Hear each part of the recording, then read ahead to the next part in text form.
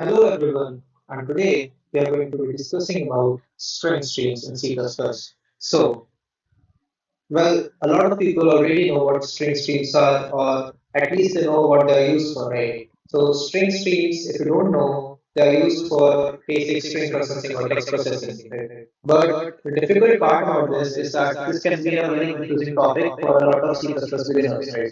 Because especially like when I was a beginner, I searched through the internet, right? I basically take a look at all of the resources like Geeks for Geeks and some articles and some YouTube videos, but none of those made this topic clear to me. The thing is that it's not like a very difficult topic, but it can be a little tricky to understand it if you don't understand input-output streams, right?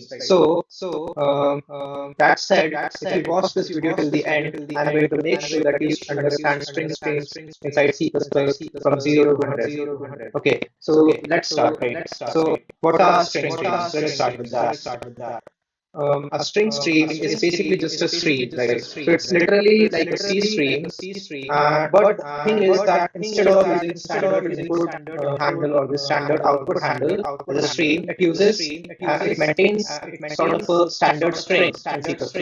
So all it is a stream to which you could edit strings and you could take the output from strings, right? That's exactly what it is. What's the purpose of using a string stream? So, for a lot of basic text processing tasks, you're not going to write the entire logic of tokenizing everything, right? And then understanding through them, like writing some custom logic. All that can be like very simplified if you just use a string stream directly. Um, so core features, we're going to talk about these core features in the future. Right now, let's take a look at the problem which has been solved using a string stream. Okay, so let me just show you a problem, and then I will show you like how you can use string stream to solve that. Let's just include IO stream for input output and integer main. Right. CDC out, hello world. Let me just confirm that everything is working fine.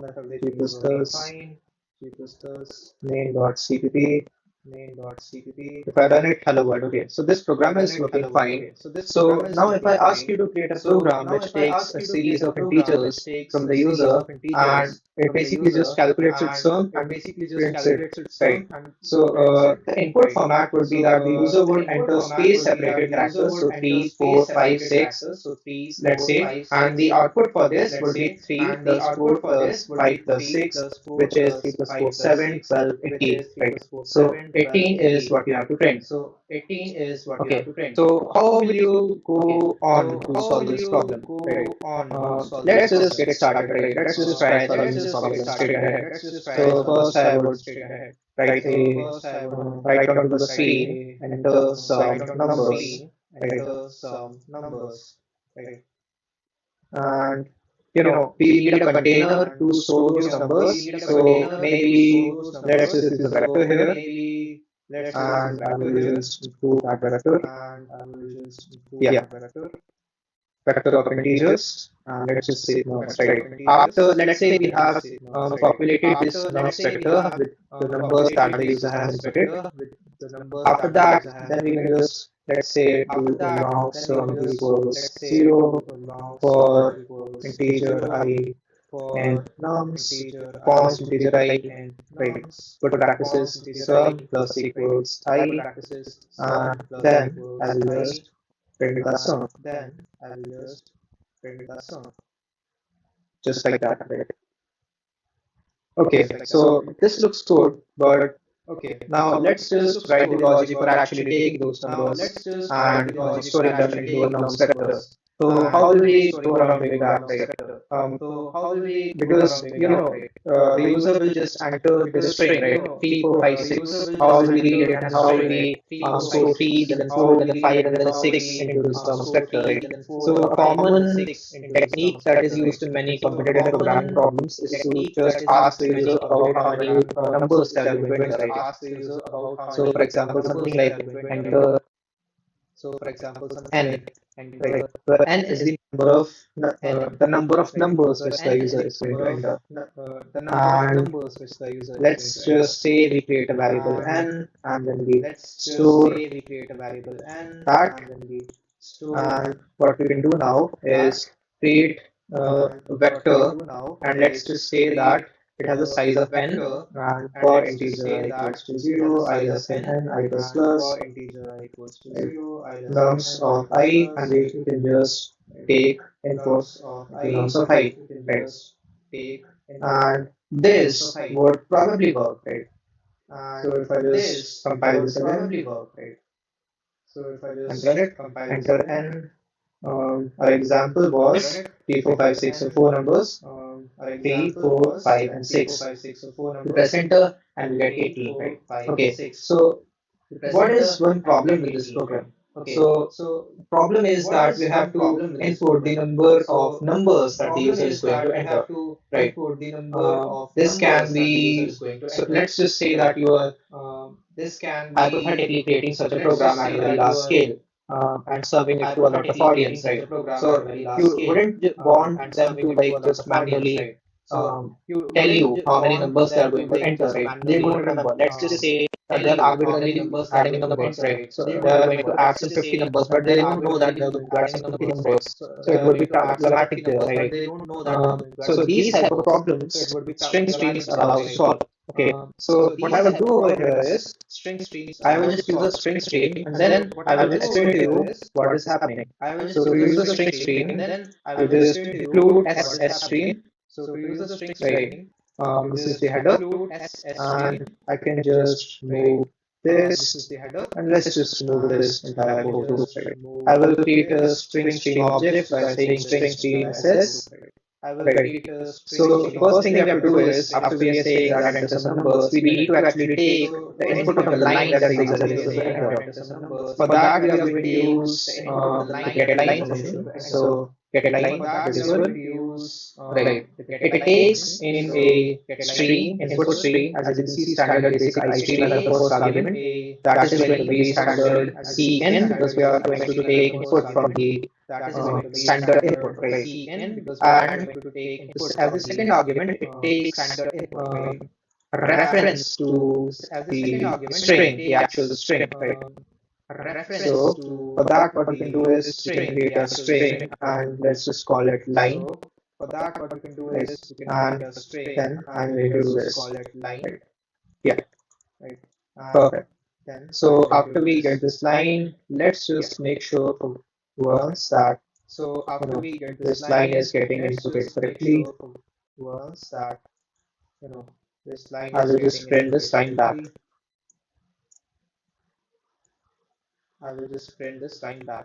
Let's just test the code now. 3, 4, 5, 6. Great. So it is working correctly.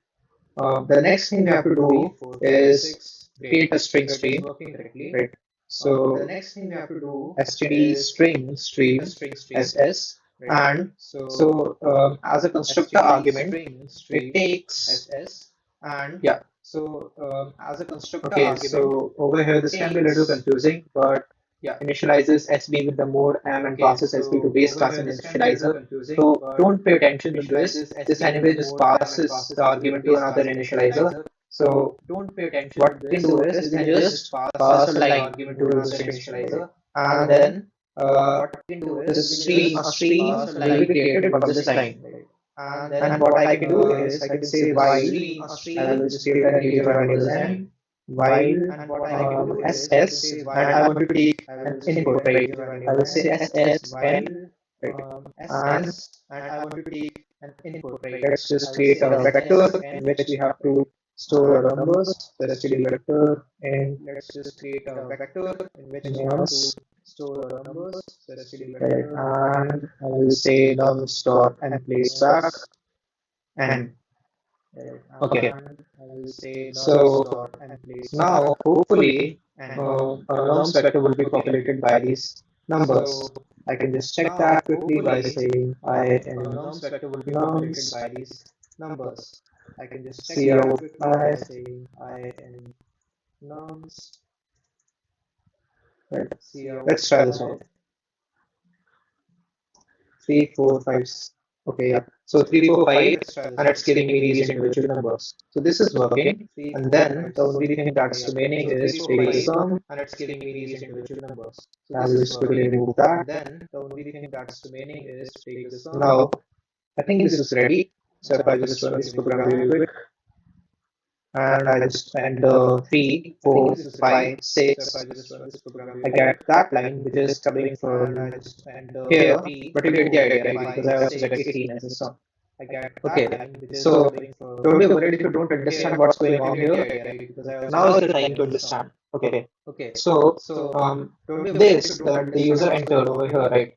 This is just a line, and we will use the getLine function to put that line from the cin, so the input stream, into a line variable, right?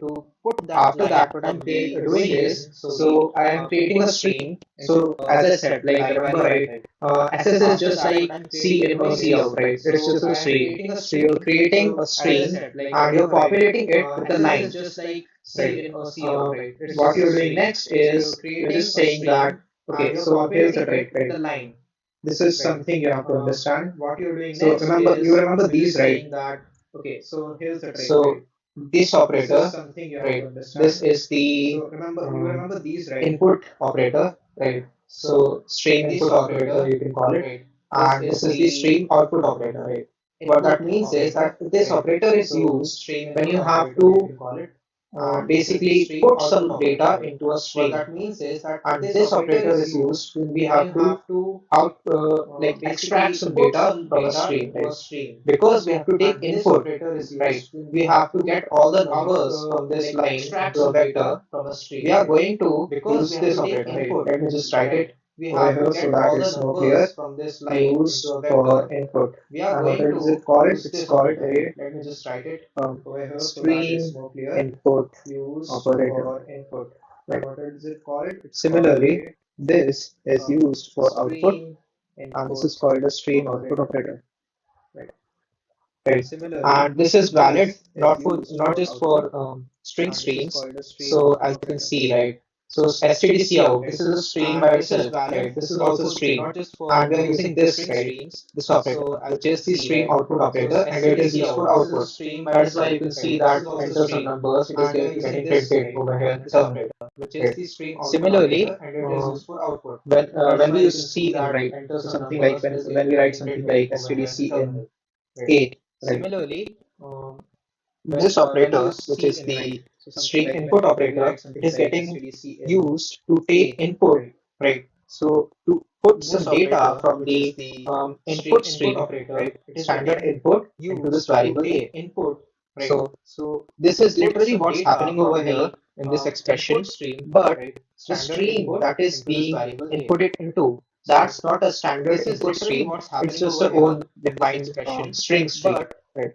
So it's saying that n is an integer, and what you just have to do is just take n, right? Extract sorry. So like take whatever data is present or whatever data is entered into this string stream, so this line, and put this into n. So over here 3 is entered, right? So it would extract 3 and it would put it into n. Right. And as you know, like in C++, streams are like delimited by space characters and new line characters, right? That is why as far as it can just input integers, and we get 3, 4, 5, 6. We get those stored numbers, right? And then we just basically take their sum, right? So this is all stream is. So there are a couple more points left. Okay, so on to the next slide. There are two types of input string streams. So the first one is input string stream, and the second one is output string stream. So they are basically like two subclasses of the string stream itself. This one is used when you are trying to take some sort of an input. So over here we're just concerned about input, so we can also do something like this, right? This will work just fine. Okay, over here we're just concerned about input, so we can 3, 4, 5, 6. This works fine. There's also an output string stream which is used um, slightly rarely according to me, but it has the same idea. This you can use if you want to put some, sorry, extract some value from a string stream, right? Okay, so as I said, a string stream is literally a C stream, right? But instead of holding these handles, right, input and output handles, system handles, it just stores a string instead of those, right? This operator, which is the stream output operator, it's used to extract information from the stream. This operator is used to put information into the stream. Okay, so like there are some real world use cases of string streams. In my opinion, there are a lot of real world use cases. The most common ones are when you have to create some sort of a basic text processing string, right? So very basic text processing, something like CSV parsers, right, or tokenizers. What we just did, extract words separated by spaces and loops. Let's say you're given a sentence and you have to count how many words there are that sentence. In those use cases, you should basically use a string stream. Okay. The next thing, yeah. So that's basically it, right? Thank you for learning about C++ string streams. If you understood the concept, then make sure to let me know about that in the comment section. If you have any kind of doubts, please post them in the comment sections as well. I will be happy to address those. And if you like the video, then just please press the like button and subscribe to our channel. It would really help us a lot. Thank you. Please post them in the comment sections as well. I will be happy to address those. And if you like the video, then just please press the like button and subscribe to our channel. It would really help us a lot. Thank you.